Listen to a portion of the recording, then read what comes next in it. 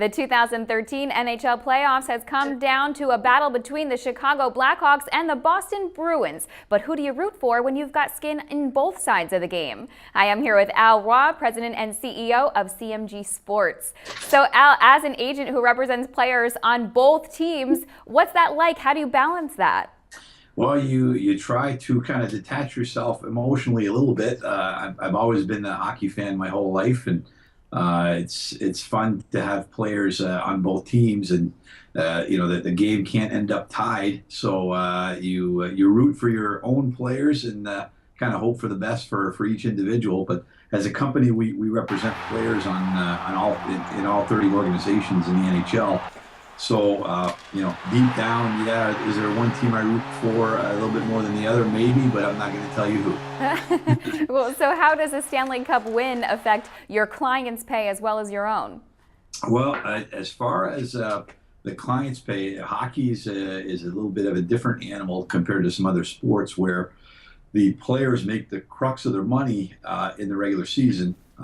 Basically, whenever you see a player's salary, and nowadays everything's published as soon as guys sign. If a player is making $1 million for the season, that's his pay during the regular season. Once players get to the playoffs, they have what they call a playoff pool, which is a share of money that goes up every time you win a round. And then that share of money is then shared amongst the players on the team. So it's the difference between regular pay and playoff pay is quite large, and it's very interesting in hockey because it just goes to show you the passion and how much guys want to win the Stanley Cup, because a lot of these guys are making a fraction of what they make in the regular season during the playoffs. So with the salary cap system that's in place in hockey, how does that affect your ability to get your clients the best deal possible?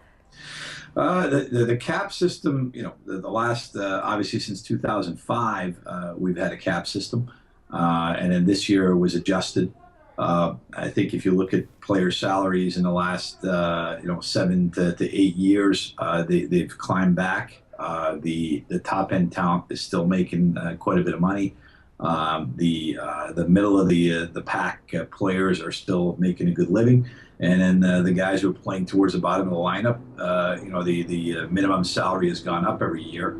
I think what it's done because of the cap system is it's really pushed most of the salaries or the total salaries of teams towards the top of the lineup, meaning that your first line, second line make a lot more money than your third and fourth line players.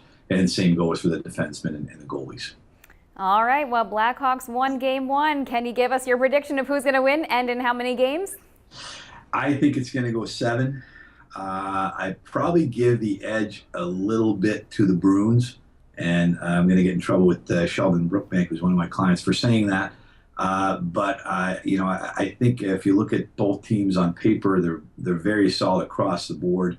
It's going to be a very tight series, and game one was definitely an indication of how tight it is. Triple overtime, and it all comes down to maybe getting some bounces at that point. All right, thanks so much. I'm Brittany Umar for The Street in New York.